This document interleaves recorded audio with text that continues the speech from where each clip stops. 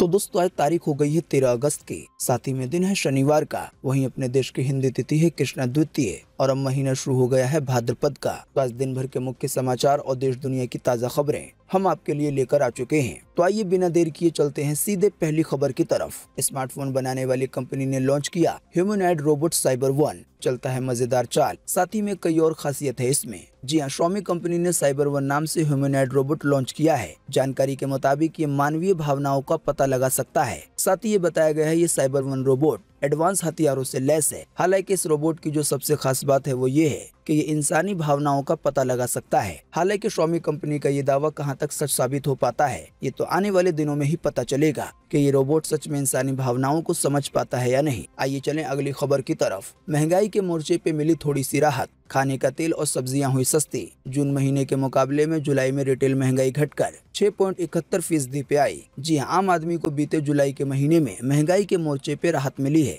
अभी हाल ही में बीते शुक्रवार को जारी किए गए सरकारी आंकड़ों के मुताबिक कंज्यूमर प्राइस इंडेक्स यानी कि CPI बीते जुलाई के महीने में घटकर 6.7% हो गई, जो कि इससे पहले जून के महीने में 7.1% थी। बताया गया है खाने पीने का सामान, खासतौर पे खाने का तेल और सब्जियों की कीमत घटने की वजह से महंगाई दर में कमी आई है और इसकी वजह से आम जनता को थोड़ी सी राहत मिली है। आप अपनी स्क्रीन पर अनाज, मीट, मछली, दूध, खाने के तेल, फल, सब्जी, साथ ही में दाल, मसाले वगैरह का पिछले 4 महीने का रिकॉर्ड देख सकते हैं कि क्या चीजें कौन से महीने में सस्ती हुई हैं या क्या चीजें महंगी हुई हैं। आइए चलें अगली खबर की तरफ। BGMI गेम के बाद सरकार ने एक और बड़ी चाइनीज ऐप को किया बैन। आइए बताएं क्या है कारण। जी हाँ, मीडिया प्लेयर सॉफ्टवेयर और video streaming server VLC media player के बैन होने की खबर है। ताज़ा जानकारी के मुताबिक वीडियोलैंड प्रोजेक्ट की VLC मीडिया प्लेयर और वेबसाइट को सरकार द्वारा IT अधिनियम 2000 के तहत बैन किया गया है। वैसे इस मामले में कंपनी और सरकार की ओर से अभी तक कोई भी बयान नहीं आया है, लेकिन VLC मीडिया की वेबसाइट खोलने पर आई एक्ट के तहत इसे बैन कर दिया गया है, ऐसा मैसेज दिख रहा है। यानी कि VLC मीडिया प्लेयर को, सॉफ्टवेयर को और इससे जुड़ी जो सर्विसेज हैं उसे बैन कर दिया गया है। शायद आप में से अक्सर लोग जानते होंगे कि अभी हाल ही में भारत सरकार ने BGMI यानी कि battle ground mobile India game को भी बैन किया था। ये एक PUBG का ही वर्जन था। आइए चलें अगली खबर की तरफ। हर घर तिरंगा अभियान में यूपी बनाएगा नया रिकॉर्ड। CM योगी ने तय किया है 4.5 करोड़ राष्ट्रीय ध्वज फहराने का लक्ष्य। जी हाँ, केंद्र सरकार की विभिन्न योजनाओं का पहला स्थान हासिल करने वाला उत्तर प्रदेश आजादी के 75वें वर्ष में प्रधानमंत्री नरेंद्र मोदी के आह्वान पर संचालित हर घर तिरंगा अभियान में भी कीर्तिमान यानी कि रिकॉर्ड बनाने जा रहा है। ताज़ा जानकारी के मुताबिक मुख्यमंत्री योगी आदित्यनाथ की ओर से पूरे उत्तर प्रदेश में 4.5 करोड़ तिरंगे फहराने का लक्ष्य तय किया गया है। दोस्तों वैसे आप नहीं जानते हैं तो आपको बता दें कि आज 13 अगस्त से हमारे देश में हर घर तिरंगा अभियान शुरू हो गया है, जो कि आने वाले 15 अगस्त तक चलेगा। PM मोदी समेत कई बड़े नेताओं ने यह अपील की है कि 13 से 15 अगस्त के बीच अपने घरों पे अपने देश का ध्वज यानी कि तिरंगा जरूर फहराएं। साथ ही में जो आपकी सोशल मीडिया की DP है, जो प्रोफाइल पिक्चर है, उस पर भी तिरंगा लगाएं। असल में ये स्वतंत्रता दिवस इसलिए खास है क्योंकि इस बार 15 अगस्त को अपने देश को आजाद हुए 75 साल होने वाले हैं। हालांकि सरकार के इस अभियान को लेकर एक भयंकर बवाल भी सामने आया है। देखें इसकी ज्यादा जानकारी अगली खबर में। नरसिंहानंद गिरी बोले, तिरंगे का बहिष्कार करो। उन्होंने हर घर तिरंगा अभियान पर कहा कि इस तिरंगे ने हिंदुओं को बर्बाद किया है। तिरंगा नहीं बल्कि भगवा ध्वज लगाएं। जी हाँ, जूना अखाड़े के महामंडलेश्वर और गाजियाबाद के डासना देवी मंदिर के पीठाधीश्वर यति नरसिंहानंद गिरी ने सरकार के हर घर तिरंगा अभियान का विरोध किया है। उन्होंने हिंदुओं से कहा है कि तिरंगे का बहिष्कार करो क्योंकि इस तिरंगे ने तुम्हें बर्बाद किया है। साथ ही उन्होंने आगे कहा कि हर हिंदू के घर पे हमेशा भगवा ध्वज होना चाहिए। सिंहानंद ने कहा कि अपनी बात को शुरू करते हुए नरसिंहानंद ने कहा कि एक बहुत बड़ा अभियान इस देश में चल रहा है तिरंगे के नाम पर। यह अभियान भारत की सत्तारूढ़ पार्टी चलवा रही है यानी कि BJP। साथ ही उन्होंने आगे कहा कि तिरंगा बनाने का सबसे बड़ा ऑर्डर बंगाल की एक कंपनी को दिया गया है और इसका मालिक है सलाउद्दीन नाम का एक मुसलमान। दुनिया के सबसे बड़े पाखंडी अगर कोई है तो वो हिंदू हैं। हिंदुओं के दलाल मुसलमानों के आर्थिक बहिष्कार की बात करते हैं, लेकिन जब इनकी सरकार बन जाती है तो सरकारी ठेके भी मुसलमानों को दे देते हैं। इस बयान के बारे में बताया गया है कि ये बयान कुछ दिन पुराना है। हालांकि इसी बीच कई लोग नरसिंहानंद गिरी के खिलाफ कठोर कार्रवाई की मांग कर रहे हैं। अगली खबर पे जाने से पहले आपसे रिक्वेस्ट है कि आप इस वीडियो को लाइक और शेयर कर दें। अगर आप लाइक और शेयर करते हैं तो हमें आपके लिए वीडियो बनाने में और ज्यादा हौसला मिलता है। आइए चलें अगली खबर की तरफ। जॉनसन एंड जॉनसन बेबी के पाउडर का उत्पादन होगा बंद, कंपनी ने इस कारण लिया है ये फैसला। जी हां, बेबी पाउडर बनाने वाली अमेरिकी नामी कंपनी जॉनसन एंड जॉनसन ने एक बड़ी घोषणा की है। कंपनी ने कहा है कि साल 2023 से वो टेल्कम पाउडर का उत्पादन बंद कर देगी, यानी कि बच्चों के लिए जो जॉनसन का बेबी पाउडर आता है वो बनना बंद हो जाएगा। कंपनी की ओर से कहा गया है कि वो टेल्कम पाउडर के उत्पादन के कारण होने वाले मुकदमों से परेशान हो चुकी है, इसीलिए उसने ये फैसला किया है। वैसे दोस्तों, आप नहीं जानते हैं तो आपको बता दें, अभी हाल ही में कई बार ये खबरें आ चुकी हैं कि जॉनसन के बेबी पाउडर में कुछ इस तरह के एलिमेंट पाए जाते हैं जिसकी वजह से कैंसर तक का खतरा होता है बच्चों को। इसी की वजह से देश के कई हिस्सों में इसे बैन करने की मांग की गई और इसी की वजह से कई सारे केस कंपनी पे हो गए। तो बहुत सारे मुकदमों से परेशान होकर फाइनली ये कंपनी ने फैसला किया है कि अब इसे वो बनाना ही बंद कर देगी। आइए चलें अगली खबर की तरफ। सलमान खान ने जिसका शिकार किया उस हिरन का स्टेचू हुआ तैयार। लोहे और सीमेंट से तैयार किया गया है 8 किलो का स्ट्रक्चर। हालांकि हिरन में जो सींगें लगी हैं वो असली है। जी हां, सलमान खान ने जिस काले हिरन का शिकार किया था, जिसको लेकर अभी भी उन पे केस चल रहा है, जानकारी के मुताबिक अब जोधपुर में उसी हिरन का एक भव्य स्मारक बनने जा रहा है। राजस्थान के कांकाड़ी गांव में बनने वाले स्मारक के लिए काले हिरन का स्टेचू बनकर तैयार है। इसकी कुछ तस्वीरें आप अपनी स्क्रीन पर देख सकते हैं। बताया गया हिरन के स्टेचू बनाने का मकसद है लोगों में वन्य जीवों और पर्यावरण के प्रति जागरूक बढ़ाना। आइए चलें अगली खबर की तरफ। चंडीगढ़ शिमला 4 लेन हाईवे पे उठा सवाल। 749 करोड़ रुपए में बना ये नेशनल हाईवे पहली ही बरसात में कई जगहों पे धंस गया या यूं कहें ढह गया। जी हां, इंडो तिब्बत बॉर्डर को जोड़ने वाले चंडीगढ़ शिमला नेशनल हाईवे 5 की क्वालिटी अब सवालों के घेरे में आ गई है। जानकारी के मुताबिक चंडीगढ़ से सोलन तक इस 4 लेन हाईवे को बने अभी साल ही भर हुए हैं और साल ही भर के अंदर ये धंसना शुरू हो गया है, या यूं भी कहा जा सकता है कि ये कई जगहों से ढह गया है। जहां से ये हाईवे टूटा है वहां का एक वीडियो भी सामने आया है, जिसकी एक छोटी सी झलक आप देख सकते हैं अपनी स्क्रीन पर। बाकी national highway authority of India की तरफ से ये जानकारी दी गई है कि जहां जहां से हाईवे टूट गए हैं उसे बनाया जा रहा है कि कांग्रेस पार्टी ने इस हाईवे की जांच करने की मांग की है। आइए चलें अगली खबर की तरफ। सावन का महीना हुआ खत्म और अब भाद्रपद हो गया है शुरू। आने वाले 10 सितंबर तक रहेगा ये भादों का माह। इस महीने में आएंगे जन्माष्टमी और गणेश उत्सव जैसे कई बड़े पर्व। जी हां, हिंदू कैलेंडर का छठा महीना यानी कि भाद्रपद अब शुरू हो गया है और ये महीना 10 सितंबर तक रहेगा। धार्मिक मान्यताओं के अनुसार भाद्रपद के इस महीने में विष्णु और श्री कृष्ण की विशेष पूजा करने की परंपरा है। इस महीने में कई बड़े पर्व देखने को मिलते हैं, जैसे कि जन्माष्टमी, गणेश चतुर्थी और तीज वगैरह। बताया गया इस बार की कृष्ण जन्माष्टमी 18 और 19 अगस्त को रहेगी। तारीखों में फेरबदल की वजह से ऐसा हुआ है। साथ ही जो गणेश चतुर्थी है वो 31 अगस्त को मनाई जाएगी। इसके अलावा भी इस भाद्रपद के महीने में कई और त्यौहार आएंगे। इसकी लिस्ट आप देख सकते हैं अपनी स्क्रीन पर, लेकिन जो मेन त्यौहार थे उसके बारे में हमने आपको बता दिया। आइए देखें इसी से जुड़ी एक और खबर। कल 14 अगस्त को है कजरी तीज। धार्मिक मान्यताओं के अनुसार इस दिन देवी पार्वती की पूजा करने से वैवाहिक जीवन में बनी रहती है सुख शांति। जी हां, कल रविवार यानी कि 14 अगस्त को भाद्रपद मास के कृष्ण पक्ष की तृतीया तिथि है। इसे कजरी तीज कहा जाता है। धार्मिक मान्यताओं के अनुसार बताया जाता है कि ये तिथि महिलाओं के लिए बहुत खास है, क्योंकि इस दिन वैवाहिक जीवन में सुख शांति और प्रेम बनाए रखने के लिए कामना से व्रत उपवास किया जाता है। धार्मिक मान्यताओं के अनुसार अगर पति पत्नी एक साथ इस दिन देवी पार्वती और शिव जी की विशेष पूजा करते हैं तो उनके शादीशुदा जीवन में सुख शांति बनी रहती है। अब ये सभी बातें धार्मिक मान्यताओं के अनुसार है, इसी की वजह से इस पर कई लोगों के अपने अपने विचार हो सकते हैं। दोस्तों, अगली खबर के बारे में बताने से पहले आपके लिए एक बड़ा सर्वे और एक बड़ा सवाल। अगर आप इसमें हिस्सा लेंगे और इसका जवाब देंगे तो इससे काफी कुछ पता चलेगा। दोस्तों, जैसा कि अभी हमने आपको हर घर तिरंगा अभियान को लेकर नरसिंहानंद गिरी की तरफ से कई सारी बातें बताई। उन्होंने कहा है कि तिरंगा के बजाय अपने घरों पर भगवा झंडे लहराओ। तो दोस्तों, इसी के बीच आपको इसी वीडियो के नीचे कमेंट बॉक्स में कमेंट करके बताना है कि जब अभी अपने देश में तिरंगा को लेकर अभियान चल रहा है तो अभी अपने देश के लोगों को अपने घरों के ऊपर धार्मिक झंडे फहराने चाहिए या फिर अपने देश का ध्वज तिरंगा। इस पर आपकी अपनी पर्सनल राय क्या है? वीडियो को देखने के बाद आप अपना जवाब इसी वीडियो के नीचे कमेंट बॉक्स में जरूर लिखें। आपके दिए गए जवाब से काफी कुछ पता चलेगा। आइए चलें अगली खबर की तरफ। मंकी पॉक्स वायरस से अब जानवरों को भी है खतरा। पहली बार फ्रांस में इंसान से कुत्ते में फैला है संक्रमण। मरीज के साथ सोने से शरीर पे उभरे दाने। जी हां, दुनिया भर में मंकी पॉक्स के मामले तेजी से बढ़ रहे हैं। इसी बीच फ्रांस से एक चौंकाने वाली खबर आई है। जानकारी के मुताबिक यहाँ इंसान से पालतू कुत्ते में वायरस के ट्रांसमिशन की पुष्टि हुई है, यानी कि मंकी पॉक्स वायरस इंसान से कुत्ते में फैल गया है। बताया गया है कि दुनिया भर में ऐसा पहली बार हुआ है कि मंकी पॉक्स वायरस किसी इंसान से कुत्ते में यानी कि जानवर में चला गया हो। इस तरह के मामले सामने आने के बाद अब इस वायरस का खतरा जानवरों को भी हो गया है। असल में फ्रांस का एक व्यक्ति मंकी पॉक्स वायरस से संक्रमित था।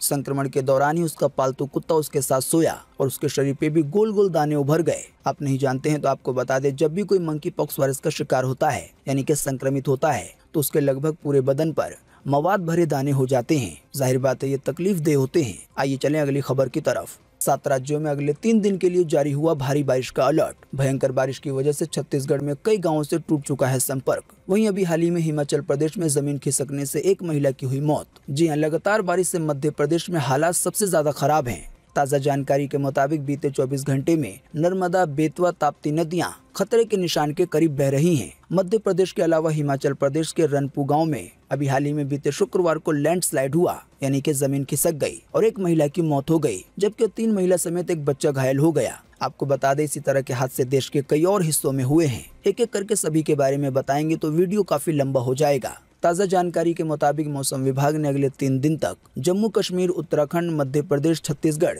झारखंड, महाराष्ट्र और गुजरात में भारी बारिश होने की चेतावनी जारी की है, तो यहाँ के लोगों को सावधान रहना होगा। महाराष्ट्र में तेज बारिश की वजह से कई शहर पानी में डूबे हुए हैं। तो दोस्तों ये तो बात रही आने वाले 3 दिन की, लेकिन आज 13 अगस्त को देश भर में कैसा रहेगा मौसम, देखें इसकी ज्यादा जानकारी अगली खबर में। मौसम विभाग ने जारी किया है मौसम का पूर्वानुमान। जी हाँ, मौसम विभाग के अनुसार अगले 24 घंटे के दौरान यानी कि आज 13 अगस्त को झारखंड में, छत्तीसगढ़ में, मध्य प्रदेश में, साथ ही दक्षिण और पूर्वी राजस्थान में, इसके अलावा गुजरात के कुछ हिस्सों में हल्की से मध्यम बारिश हो सकती है। हालांकि इन राज्यों के कुछ स्थानों पर भारी बारिश की भी चेतावनी जारी की गई है। इसके अलावा भी गंगीय पश्चिम बंगाल में, तटीय महाराष्ट्र में हल्की से मध्यम बारिश के साथ 1-2 स्थानों पर भारी बारिश की संभावना है। इसके अलावा भी दक्षिणी उत्तर प्रदेश में, उत्तरी और पश्चिमी राजस्थान में, साथ ही में गुजरात के कुछ हिस्सों में, तटीय आंध्र प्रदेश में, इसके अलावा तेलंगाना में, तटीय कर्नाटका में, हरियाणा में और दिल्ली के भी कुछ हिस्सों में आज हल्की से मध्यम बारिश हो सकती है। इसके अलावा भी पश्चिमी हिमालय में, पंजाब में, सिक्किम में, उप हिमालय पश्चिम बंगाल में,